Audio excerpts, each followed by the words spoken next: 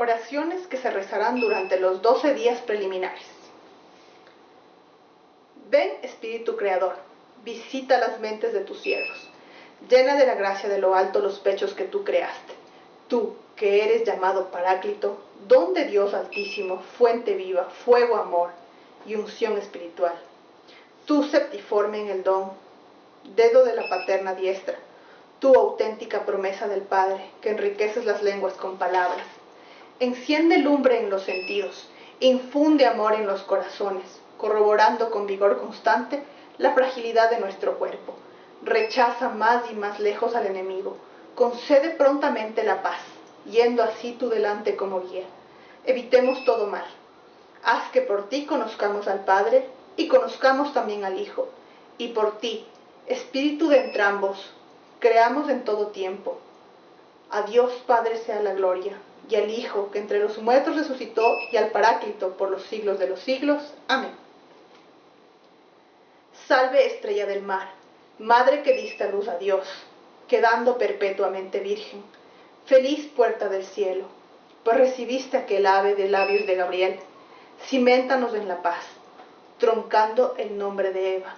Suelta las prisiones a los reos, da lumbre a los ciegos, ahuyenta nuestros males. Recábanos todos los bienes, muestra que eres madre, reciba por tu mediación nuestras plegarias, el que nacido por nosotros se dignó ser tuyo. Virgen singular, sobre todo suave, haz que libres de culpa seamos suaves y castos, danos una vida pura, prepara una senda segura, para que viendo a Jesús eternamente nos gocemos. Gloria sea a Dios Padre, loor a Cristo Altísimo y al Espíritu Santo, a los tres un solo honor. Amén. Proclama mi alma la grandeza del Señor, se alegra mi espíritu en Dios mi Salvador, porque ha mirado la humildad de su esclava. Desde ahora me felicitarán todas las generaciones, porque el Poderoso ha hecho obras grandes en mí, y su nombre es santo. Y su misericordia llega a sus fieles de generación en generación, sobre los que le temen. Él hace proezas con su brazo, dispersa a los soberbios de corazón, derriba del trono a los poderosos y enaltece a los humildes. A los hambrientos los colma de bienes y a los ricos los despide vacíos. Acogió a Israel su siervo, acordándose de su misericordia, como la había prometido a nuestros padres en favor de Abraham y su descendencia para siempre. Gloria al Padre, y al Hijo, y al Espíritu Santo, como era en el principio, ahora y siempre, por los siglos de los siglos. Amén.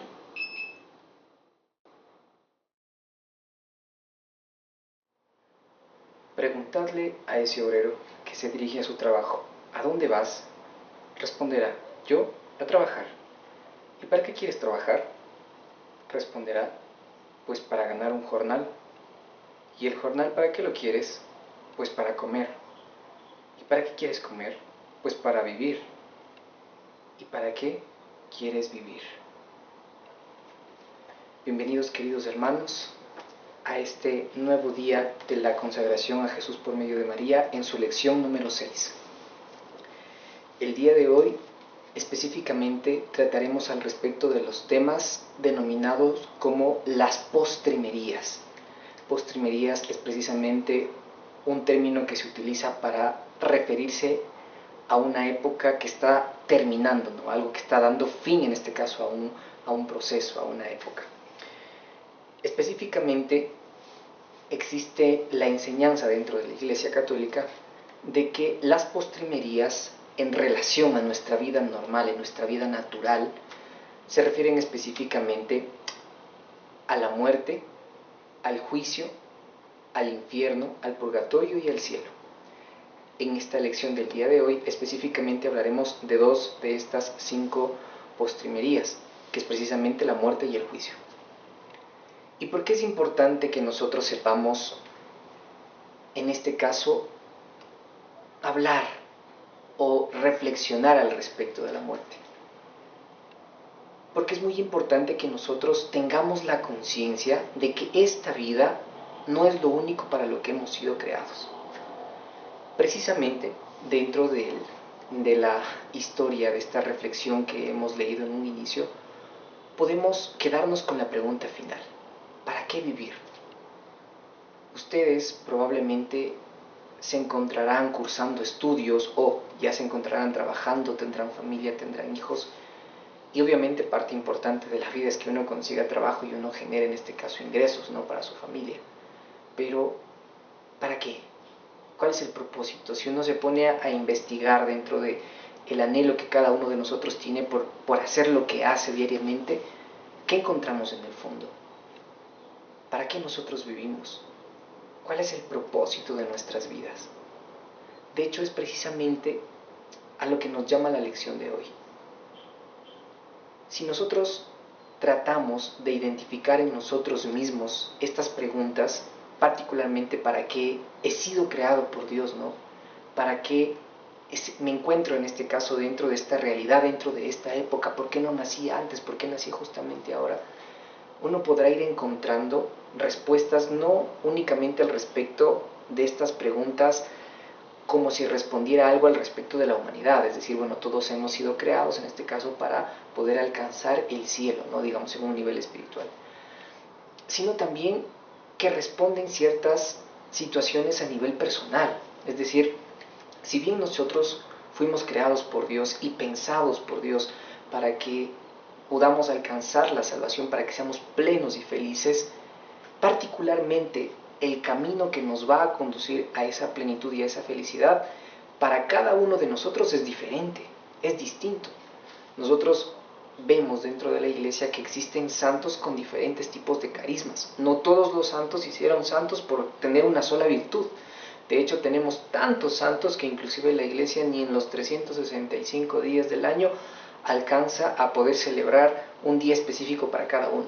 Dentro de cada día existe una celebración dentro de la iglesia para un santo diferente, y a su vez en ese mismo día también hay beatos diferentes, hay siervos de Dios también. Entonces resulta que la gran magnitud de las virtudes que existe dentro de la humanidad es tan vasta que ni siquiera los 365 días nos alcanzan para celebrar esa veneración que nosotros tenemos hacia los santos, ¿no? Entonces resulta que cada uno de nosotros es especial para Dios, tiene un propósito especial e irrepetible. Por ende, hay que concluir que nosotros tenemos a su vez una gran responsabilidad, porque si cada uno de nosotros cumple un propósito que nadie más puede cumplir, si bien es una afirmación que suena linda, ¿no?, porque realmente yo soy especial, pues, ¿no?, realmente soy especial porque tengo un propósito que nadie más puede cumplirlo, también es una responsabilidad, porque eso quiere decir que en este caso Dios nos encomendó una misión que debe ser cumplida, para bien propio y para bien en general. Entonces es muy importante que al momento de reflexionar al respecto de las postrimerías nosotros seamos más conscientes de eso. ¿Y por qué? ¿Por qué es necesario que nosotros seamos más conscientes precisamente de esto? Pues por una razón y por un motivo en específico.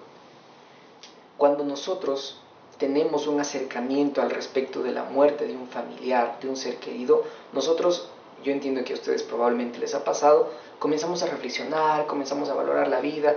Quien ha tenido el padecimiento de un ser querido, pues justamente en los velorios, en el entierro, uno comienza a ver cómo la gente reflexiona y dice, bueno, sí, hay que darle valor a la vida, hay que reflexionar al respecto de lo que uno hace, hay que darle un sentido. Es decir, salimos de una burbuja en la que usualmente estábamos acostumbrados a vivir y a vivir y a vivir y a generar ingresos y a hacer las cosas que cotidianamente nos gustan, por encontrarle un sentido un poco más fuerte a la vida, ¿no?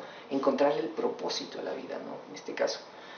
Y es muy importante que nosotros no dejemos que aquellas reflexiones que de una forma madura podemos hacer cuando un ser querido se nos va, o cuando conocemos que un ser querido o una persona llegada ha fallecido y comenzamos a reflexionar al respecto de la vida y del hecho de saberla vivir, es necesario que nosotros mantengamos esas reflexiones con nosotros, porque también puede pasar que reflexionamos un tiempo y después volvemos nuevamente a recaer en esa vida que sigue una rutina de cierta forma irreflexiva, en la que nosotros perdimos de vista el hecho de que no estamos únicamente aquí para generar dinero, no estamos únicamente aquí para conseguir bienes, sino que realmente hay algo detrás, ¿no?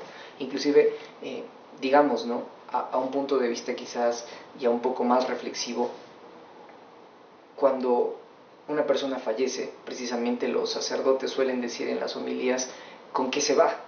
Se va con la casa, se va con el carro, se va con las joyas. ¿Con qué se va?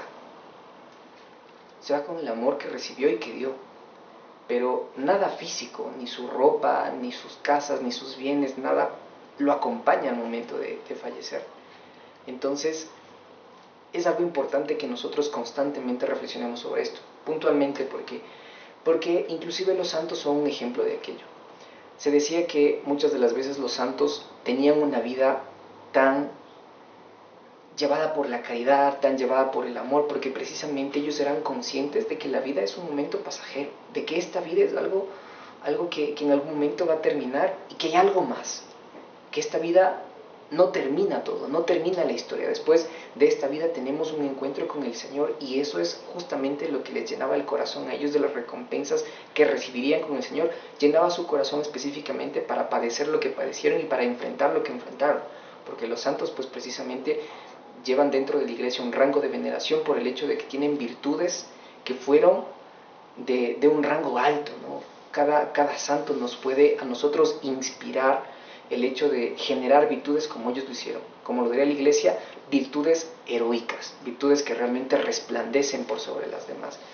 Entonces, es muy importante que nosotros tengamos presente el hecho de que algún día el Señor nos llamará. Dentro de la postrimería que justamente ahorita estamos tratando, que es la muerte, hay que también identificar que en un principio Dios no creó ni el sufrimiento ni la muerte. Él, que es bondad suprema, el bien mayor, el bien máximo que puede anhelar, no creó en este caso a la humanidad con el propósito de que sufra y muera. La muerte y el sufrimiento son consecuencia del pecado. Y es muy importante que nosotros sepamos identificar precisamente esto, porque caso contrario podríamos interpretar que a Dios de cierta forma Él dispone el hecho de que nosotros suframos y que nosotros también tengamos muerte, ¿no? Finalmente hay que leer, por ejemplo, lo que nuestra Santa Biblia en este caso nos indica, y para ello pues precisamente les invito a leer el capítulo 6 de la carta a los Romanos en su versículo 23, que dice lo siguiente: el salario del pecado es la muerte, pero el don de Dios es la vida eterna, unidos a Cristo Jesús, Señor nuestro. Palabra de Dios, te alabamos, Señor. El salario del pecado, dice San Pablo, es la muerte. Y es específicamente el punto al que llegamos. Dios no creó el pecado. Dios en este caso no quiso el mal. Dios no quiso el sufrimiento. Pero todo esto precisamente se genera por el mal que nosotros, por nuestro libre albedrío, podemos escoger. Alguna vez recuerdo que se hacía una reflexión al respecto de por qué en este caso Dios no es más fuerte, más rígido al respecto del pecado, ¿no? ¿Por qué Dios, cuando alguien asesina, también no le quita la vida al asesino? ¿Por qué en este caso, si alguien comete algún pecado, como por ejemplo el aborto, por qué también en este caso él no en este caso provoca también la muerte de quienes produjeron el aborto? Si es que, porque a veces se entiende, ¿no?, que Dios tiene que ser justiciero más que justo, justiciero, entonces debería tener un actuar así para que el pecado se erradique. Y la pregunta y la respuesta que se dio de manera inmediata, ¿no?, al respecto de este argumento era: pero prácticamente nadie estaría vivo. Si Dios fuera justiciero más que justo, pues prácticamente nadie quedaría vivo, porque ¿quién de nosotros no ha pecado? Si a cada uno de nosotros en esta vida se nos pagara precisamente con el pecado que hemos cometido, ¿quién quedaría vivo? ¿Quién quedaría libre de pecado? Entonces es muy importante que nosotros reconozcamos que Dios es misericordioso y también es justo. Entonces realmente Él no creó el pecado, Él no creó el mal. Alguna vez al respecto de la explicación del mal, recuerdo que nos enseñaban precisamente el hecho de que el bien y el mal son... el bien es creación de Dios, y Dios creó, por ejemplo, ¿no?, haciendo un pequeño ejemplo para entender mejor esta situación, es como una muela, uno de nuestros dientes. Llega la caries, que es algo externo, y la comienza a corromper, pero la muela fue hecha sana. Es en este caso nuestros descuidos, por ejemplo los dulces y tanta cosa, la que hace que se deteriore, pero realmente la muela era de por sí una unidad. Esto en contra de las teorías que dicen que el bien y el mal son un conjunto, ¿no?, que están ahí, que ambas como que se necesitan. No, realmente el mal es algo externo que afecta en este caso al bien. Pero en esencia el mal, digamos que no tiene una propia sustancia, sino que necesita de la corrupción del bien para existir. Entonces, el bien, que en este caso y en este ejemplo es una muelita, es algo creado de manera adecuada y noble. Es, en este caso, la caries, aquello malo que va corrompiendo a lo bueno, lo que produce precisamente toda la degeneración que nosotros encontramos a día de hoy en el mundo, ¿no? Entonces, continuando pues justamente con el tema de la muerte, Dios creó el bien, Dios no creó el mal, y por ende, como lo dice San Pablo, pues el salario del pecado es la muerte. Entonces, precisamente es este estado de pecado de nuestros primeros padres que degeneró precisamente en el sufrimiento y en la muerte, y que se relata dentro del 3er capítulo del Génesis. Cuando nosotros afrontamos el tema de la muerte, siempre tenemos temores al respecto del pasado, de todo lo que hicimos, al respecto del presente, sobre todo lo que en este caso nosotros hemos traído, y hacia el futuro, al respecto de todo lo que llegará. Y es muy importante que nosotros, al tener presente constantemente la muerte, sepamos estar en paz, tanto con los demás, cuanto con nosotros mismos, y también al respecto y particularmente con Dios, porque precisamente la vida eterna se la juega cumpliendo en este caso los mandamientos de Dios y siéndole agradable a Él, ¿no? Viviendo en gracia. Entonces, yo recuerdo alguna vez una historia de un sacerdote que él nos decía que siempre que una persona muere, y a pesar de que se haya autoidentificado como atea, en ese momento precisamente el ateísmo se devela. Él decía, no hay persona que haya, en este caso, persistido en el ateísmo cuando ya muere. Es una opinión personal, en este caso de este sacerdote, ¿no? Porque podrán haber criterios, pero hay algo importante al respecto de la opinión de él, ¿no?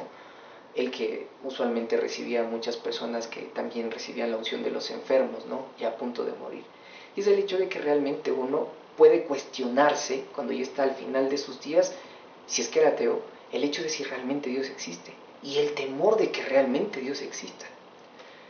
Blaise Pascal, que es una figura muy importante también dentro de la Iglesia y que tiene muchas reflexiones al respecto de la fe, decía que nosotros deberíamos apuntar a una lógica espiritual.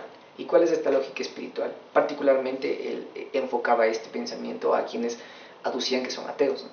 Entonces, él decía, si es que yo vivo con fe y hago obras de bien y soporto el mal que me provocan, con la esperanza de que me será retribuido en el futuro con el amor de nuestro Dios, que es un Dios misericordioso y vio todos mis sufrimientos, y resulta que al fallecer después de esto no existe nada, pues finalmente yo obré el bien, y ese bien en este caso generó a nivel social un bien mayor.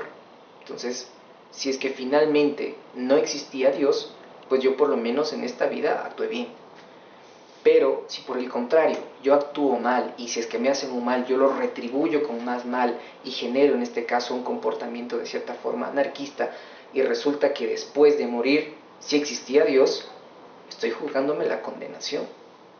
Entonces él decía, digamos desde esta lógica quizás un poco matemática, la importancia en la que nosotros deberíamos considerar el hecho de que si es que en el fondo de la vida y después de esta vida natural existe Dios, deberíamos tener de cierta forma un santo temor a que nuestra vida le agrade, a que realmente nosotros merezcamos estar con su presencia eternamente. Dicho sea de paso, hay muchos santos que han reflexionado al respecto del amor de Dios y dicen, ¿no?, que precisamente lo que uno más anhela en esta vida es un amor perfecto, y es real. Ustedes escuchan las canciones que se escriben o se han escrito durante tanto tiempo, las novelas, las películas, siempre idealizan un amor perfecto, un amor que en este caso me sepa perdonar, que me ame en todas circunstancias, tanto en los momentos de carestía cuanto en los momentos de riqueza. Ya lo tenemos, y es precisamente el amor de Dios. Es ese amor que tanto nosotros anhelamos, esa sed de un amor perfecto, es Él.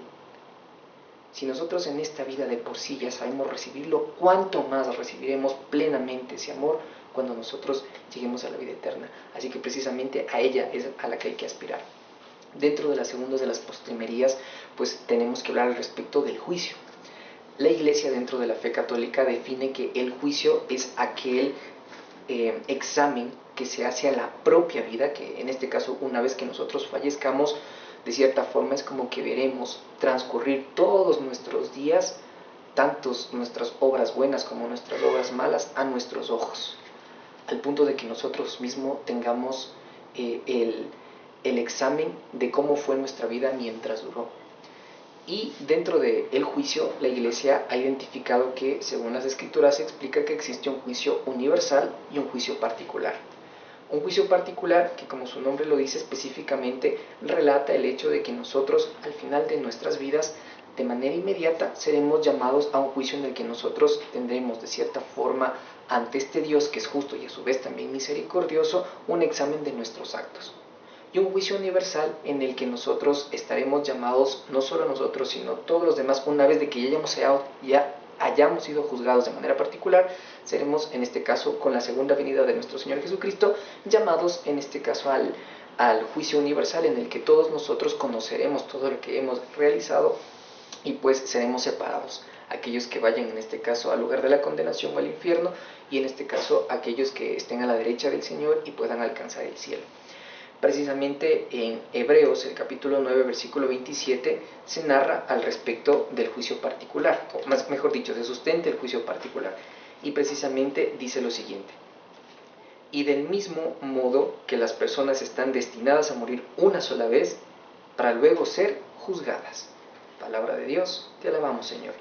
Y el juicio universal, que se encuentra fundamentado por parte de la fe católica en el Evangelio de San Mateo, versículos 31 y siguientes. De hecho, en las lecciones pasadas ya hemos leído precisamente este Evangelio. Es cuando nuestro Señor Jesucristo relata el hecho de que al final de los tiempos, pues precisamente existirá este juicio universal en el que el Señor dividirá a los que van a la condenación, aquellos que cuando estaban necesitados, estos hermanos pequeños no fueron caritativos con ellos, no les dieron de comer, no les dieron de beber, no les visitaron si estaban en la cárcel, no les vistieron cuando estaban desnudos, y quienes sí hicieron estas obras de caridad, reconociéndolo a Él, en este caso en los más necesitados.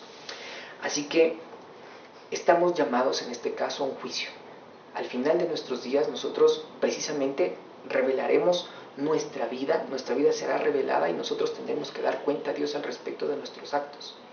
Entonces, si es así, si nuestra fe en este caso defiende precisamente y nos pregona justamente el hecho de que nosotros llegaremos a tener este juicio, es muy importante que nosotros tratemos de corregir nuestras conductas y más aún sepamos luchar contra estos enemigos del alma que tantas veces nos confrontan. Es por eso inevitable que nosotros, por ejemplo, tratemos de ir reflexionando con cualquier tipo de material que inclusive dentro de la iglesia se pueda obtener. Y un claro ejemplo de esto, y precisamente se los enviaremos, es el testimonio de la autora Gloria Polo, quien es una persona que precisamente habla al respecto de cómo fue para ella este juicio particular que ella tuvo al momento en el que se la declararon por muerta, pero realmente ella en su testimonio relata que fue un tema un poco complejo y grave, ¿no? Precisamente le cayó un rayo. Bueno, no les voy a hacer muchos spoilers al respecto del testimonio para que ustedes precisamente lo vean, pero ella habla justamente al respecto de cómo fue el juicio particular. Algo que comúnmente a mí me conmueve es precisamente el hecho de que dentro de su relato ella indica que cuando le llegó el momento del juicio, Dios precisamente le decía que ella podría ser destinada al infierno, ¿no? Y ella decía, no, yo tengo que salvarme porque yo soy católica, yo voy a la misa y tantas cosas más, ¿no? Entonces, ella recibe en este caso una voz que le dice, entonces recítame los 10 mandamientos. Y ella, que decía ser católica, ni siquiera conocía los 10 mandamientos. Entonces su vida fue en este caso confrontándose con cada uno de los 10 mandamientos y pues finalmente ella dice, o sea, yo me condenaba. Dios me dio una segunda oportunidad y es por eso que yo cuento este testimonio. Entonces es muy importante que nosotros sepamos reflexionar y no dejar al último este tipo de reflexiones. Es de una gran madurez espiritual que cada vez que uno reflexiona al respecto de la muerte tenga la suficiente madurez como para poder no dejar ir esas reflexiones, sino por el contrario adentrarlas en su corazón, atesorarlas en su corazón, y que eso haga que nosotros dejemos los efectos del alma. Hay muchos testimonios de personas que dicen, mi mamá cuando estaba aquí yo le amaba tanto, mi papá cuando estaba aquí yo le amaba tanto, y yo habría, en este caso, conducido 1 hora para irle a ver a su casa, regalarle flores, regalarle chocolates, salir con ella. Estamos vivos y este es el momento en el que nosotros, no solo en estos actos caritativos hacia los demás, sino también, en este caso, en dejar aquellos defectos que a nosotros nos impiden amar más al prójimo, y también en reflexionar sobre aquellas cosas que Dios nos está pidiendo. Hemos dicho en un inicio inclusive el hecho de que Dios nos dio un propósito a cada uno de nosotros, y es una responsabilidad que nosotros debemos cumplir. Entonces es muy importante, queridos hermanos, que cada uno de nosotros sepa identificar cuál es el propósito de su vida y cumplirlo cabalmente, porque eso es lo que Dios aspira de nosotros. San Juan Pablo II decía específicamente que esta responsabilidad nos debe causar alegría, porque no es una obligación. Cuando nosotros cumplimos el propósito, nosotros tenemos la gran alegría de cumplir con los mandamientos de Dios, y es a lo que estamos llamados. Así que a dejar un poco el ocio, a dejar un poco la irreflexividad, y por el contrario, busquemos, preguntémosle al Señor, ¿para qué está hecha mi vida? No debe estar hecha únicamente para estudiar, para trabajar, para descansar. Debe haber algo que yo tengo que hacer por ti y por los demás, ese algo que me llevará al cielo.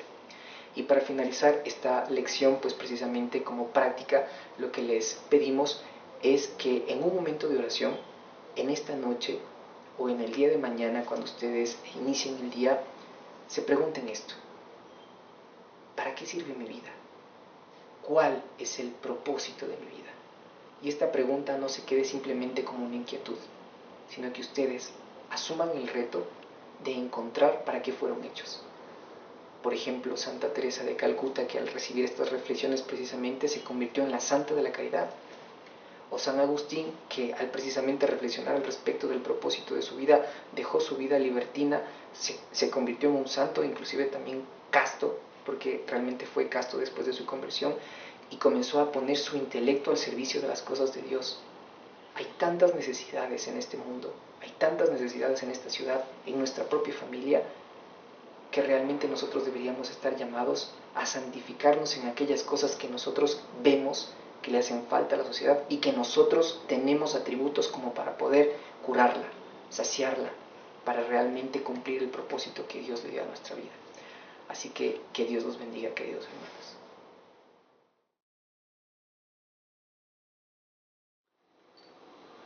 Vamos, queridos hermanos, a hacer nuestra oración de abandono. Padre, me pongo en tus manos. Haz de mí lo que quieras.